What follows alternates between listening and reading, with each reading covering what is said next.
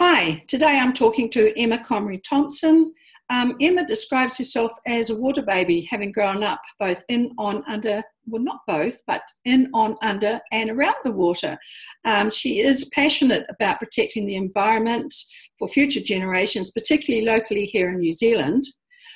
She studied at both Otago University and the University of Auckland, completing postgrad studies in geography and environmental science. She's now a senior environmental consultant with Foresight Consulting and specialises in risk and compliance management. Emma says that working in an industry that's largely dominated by males has provided both challenges and great rewards. So hopefully she will tell us all about that, particularly the challenges and the rewards. So Emma, welcome to this. It's not really an interview, it's more a chat actually. And so do you want to start just by telling us maybe a summary of your life or whatever you want to tell us about how you've got to where you are now? Yeah, sure. Growing up in Auckland, been here all of my life, but had the opportunities, great opportunities as a child to do quite a lot of travel. So I guess that's really made me appreciate what we've got here in New Zealand, especially for me in Auckland with the diversity of the waters that we have.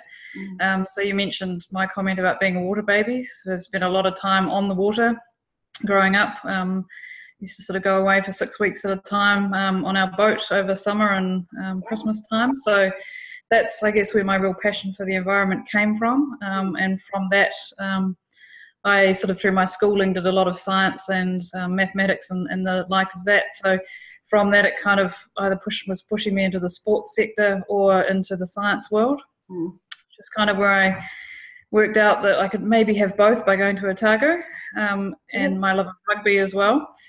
But I soon worked out that wasn't a great balance in life being in Otago, so came back home to Auckland and finished up my studies up here, and then was fortunate enough to get a job at the former Auckland's water company, which is where Janet and I first met.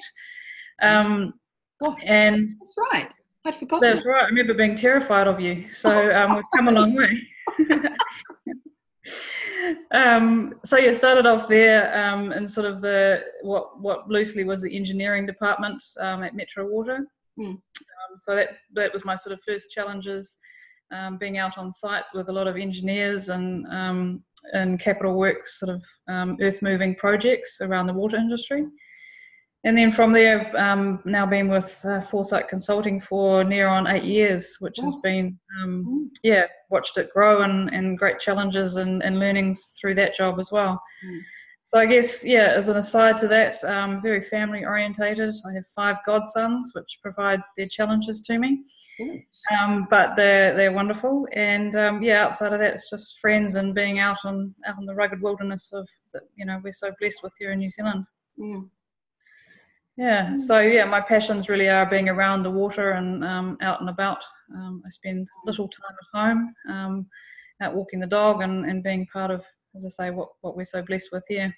Yeah, that's people ask me, why do you stay in Auckland? Because there's certainly difficulties about living in a city like that.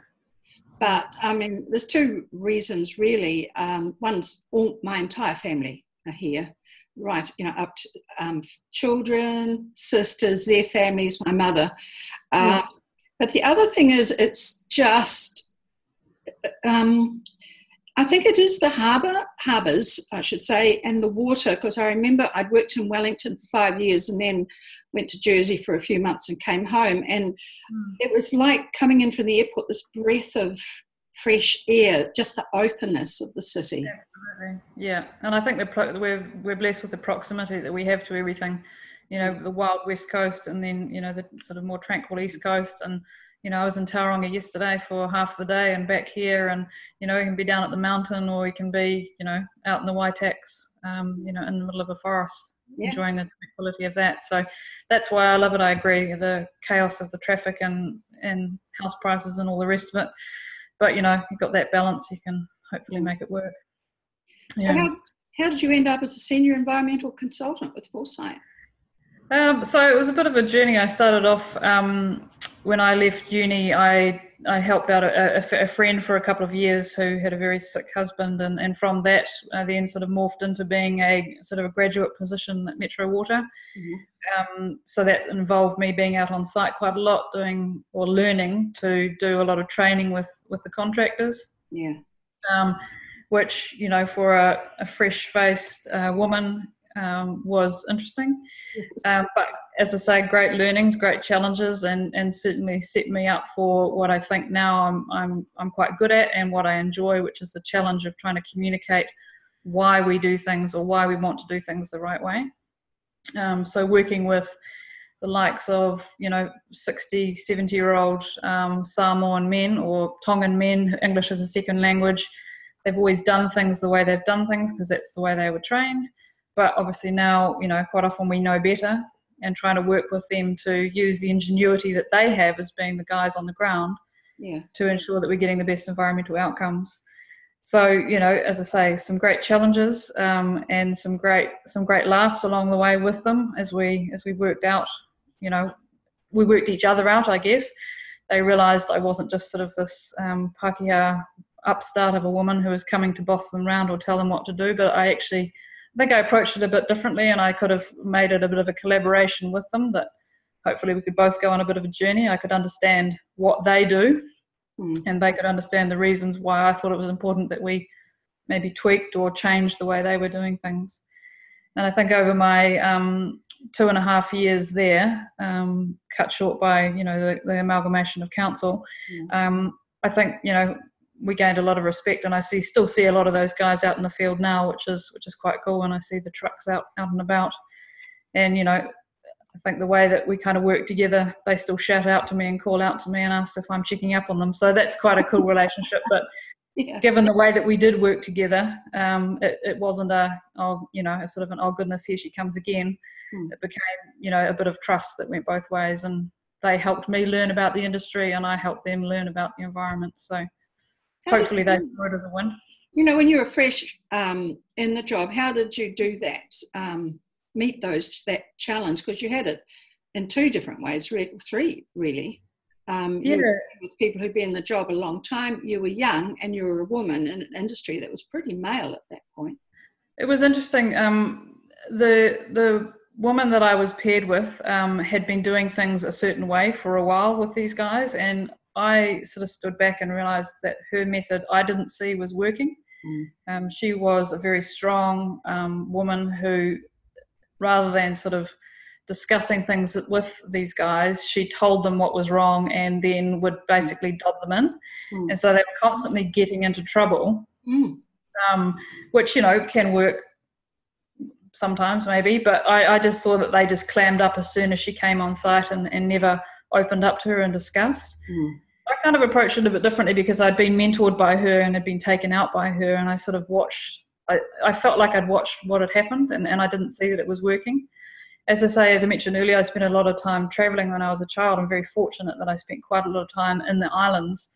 So knowing a bit of the culture, I think gave me possibly a bit of an advantage, that I took a step back and basically asked them what they were doing, so I could learn, but also through that got them to explain what they were doing, why they were doing it, and then sort of had a discussion about ways that we could maybe do things a bit differently, either using the tools they had or ensuring that they were given the right tools so that they could. So a bit of a collaboration rather than going in there as a bit more of a dictator or a bad cop, cop telling them off all the time.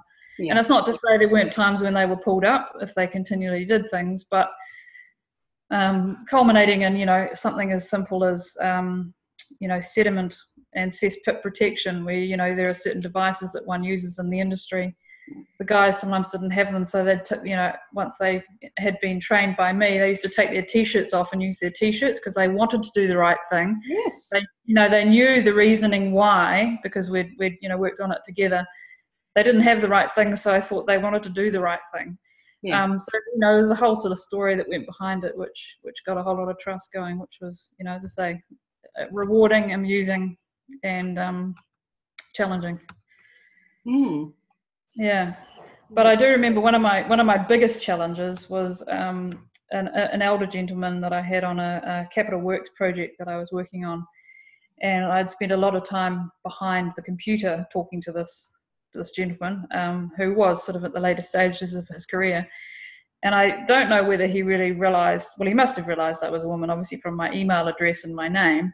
But when I went out to site, he was quite taken, I think, with my age. And so I went out to site and I went up and introduced myself to him. And he basically looked me up and down, and I was dressed in, hard hat, high-vis jacket, work pants and work boots. And he said, the first thing he said to me was not, hello, welcome to site, this is the site, please sign in, nothing like that. He said, just don't trip over on your high heels and fall in the stream.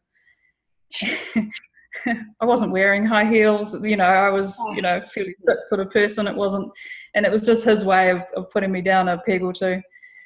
But over, a period of sort of 6 months of that project, he, in the end, realised that I could actually be quite useful to him in terms of my knowledge.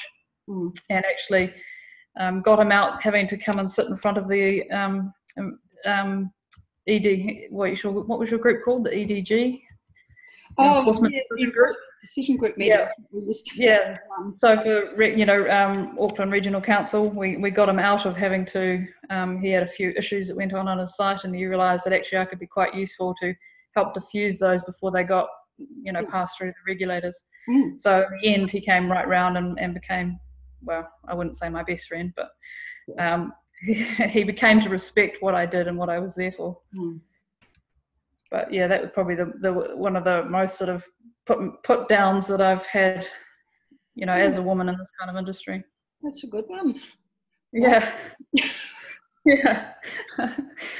Fortunately, I had my wits about me, and someone had warned me that he was a grumpy old man, so I kind of had that in the back of my mind. But as I say, I had my wits about me, so I kind of knew what to go back to him with.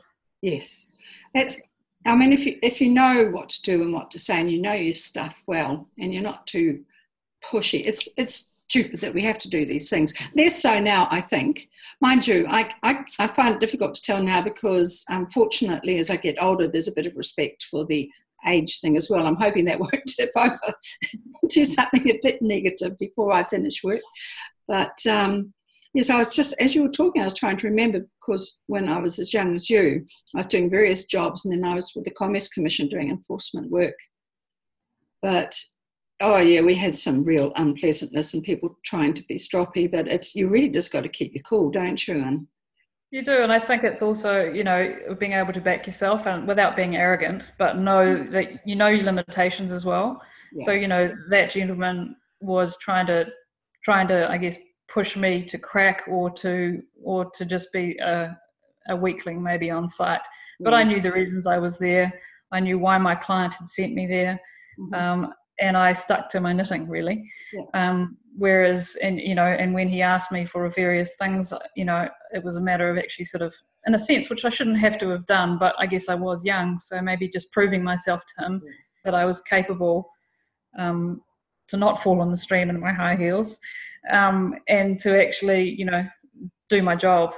But, as I say, whether that should be the way it is, whether that was my age or my gender, I don't know. But probably a bit of a mix. Probably a bit of both. And as you say, the older we get, the less of that I feel now when I'm out on site. Yeah, just wondering how you find it now.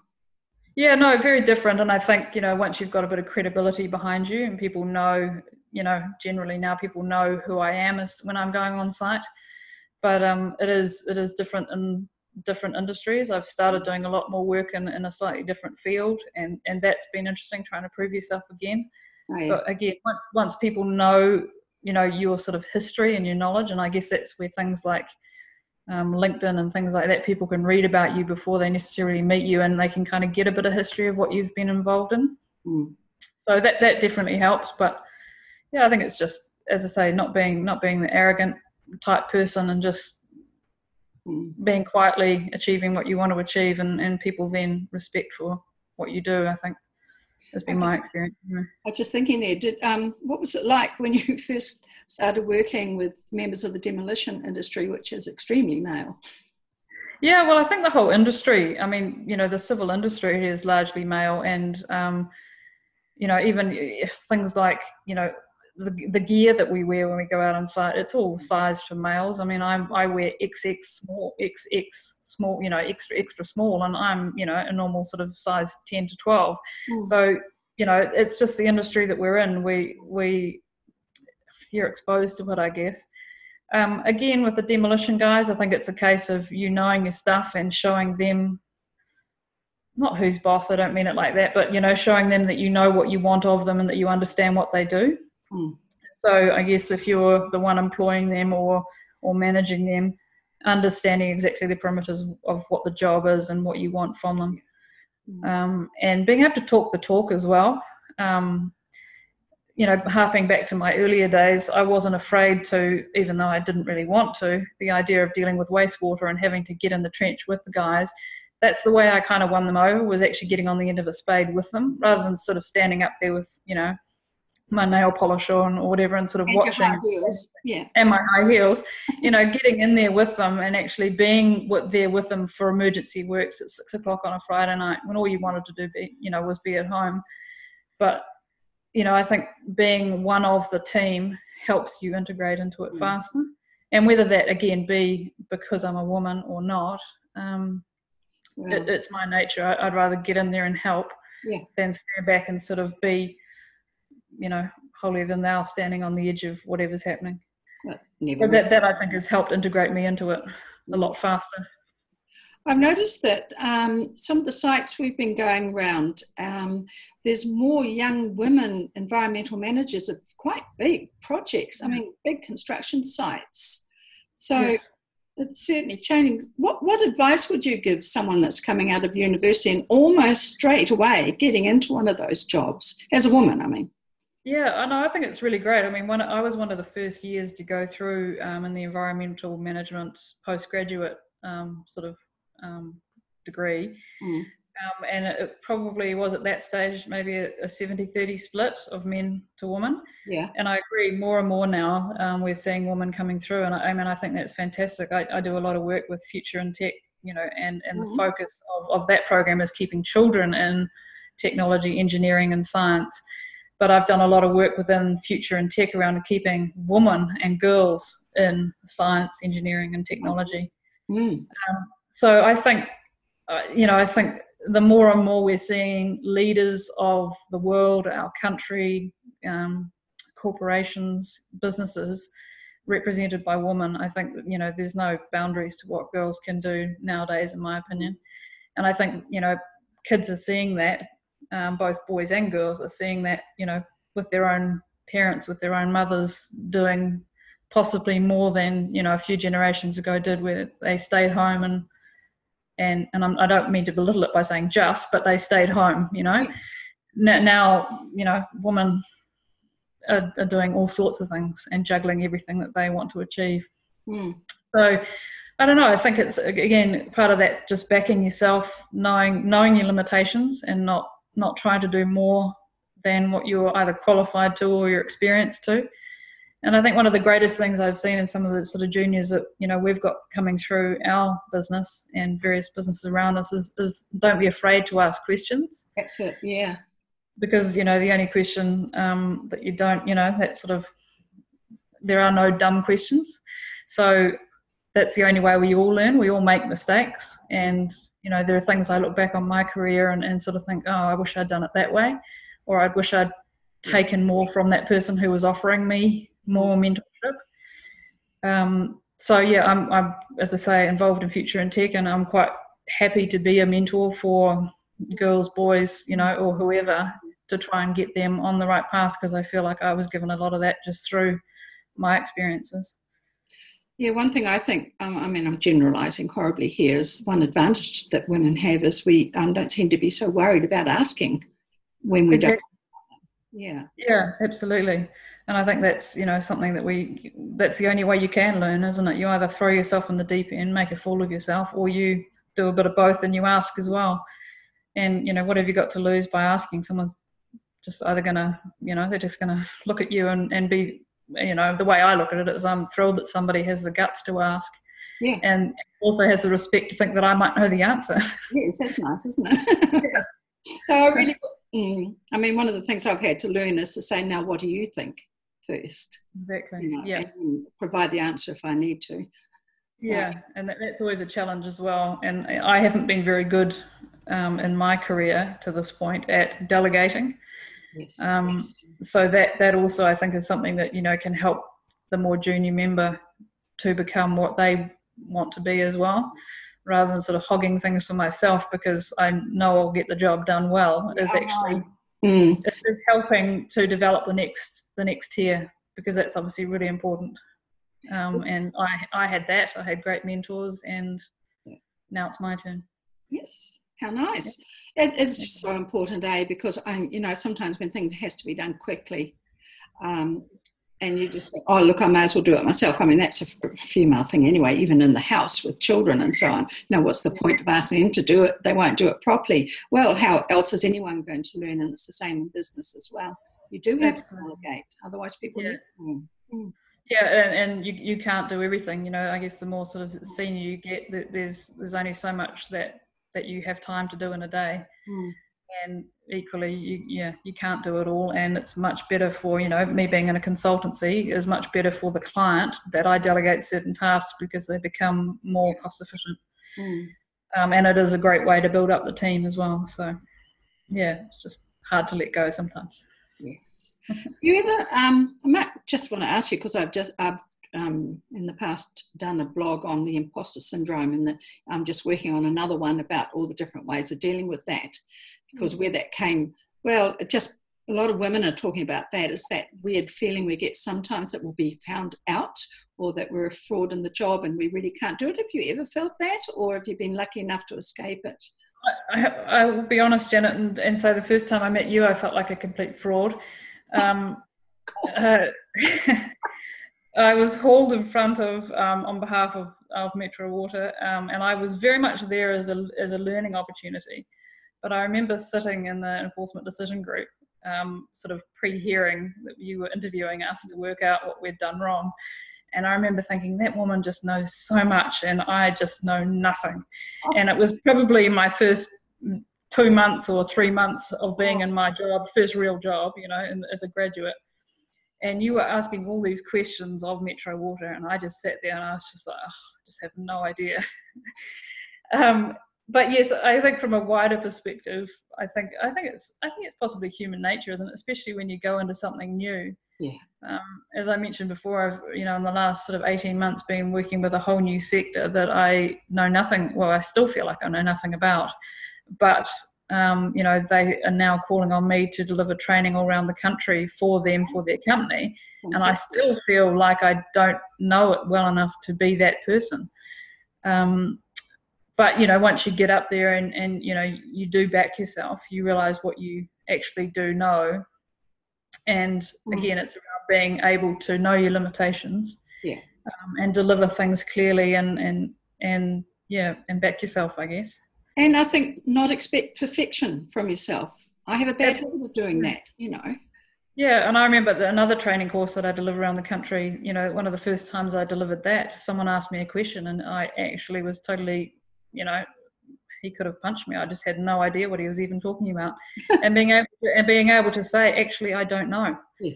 I'll look into that for you and I'll get back to you.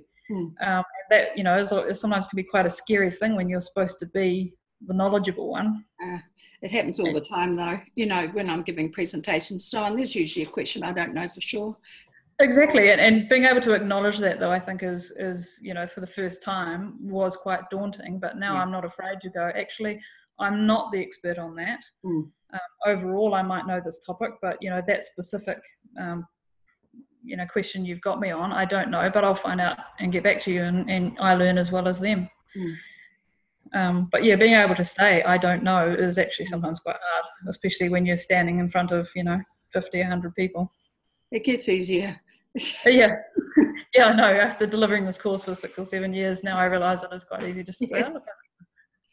And I think the other thing that other people have raised too, other women have raised, is just the support, like you talked just before about mentoring, that you're happy just to mentor people. I think that's really important, and particularly for us to mentor young women or even older women coming into a new job or a new industry or so on. Yeah, absolutely. I mean, I grew up largely, my dad passed away when I was 8, so I grew up in a single parent household, and you know, mum, I guess, was a huge role model for me and my brother around the way she, you know, adapted life after dad died. And so to have had a strong woman like that in my life has been huge. And then from there, you know, I was a real team sports person, so you've had a whole team of people around you. To be able to do that, and mum encouraged me into that sort of thing, has obviously set me up really well. And my schooling was amazing in terms of the way they supported me. So, you know, in my mind, it's my turn to give back, and I'm more than happy to do that, because, you know, I certainly had, it wasn't just mum that helped me to be the person I am. It was you know, as I say, a whole village to raise a child, and in my case, I think that's very true. Yeah.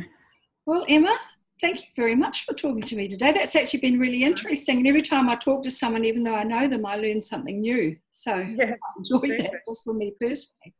So once again, thank you very much. That's all right. Thanks, Janet.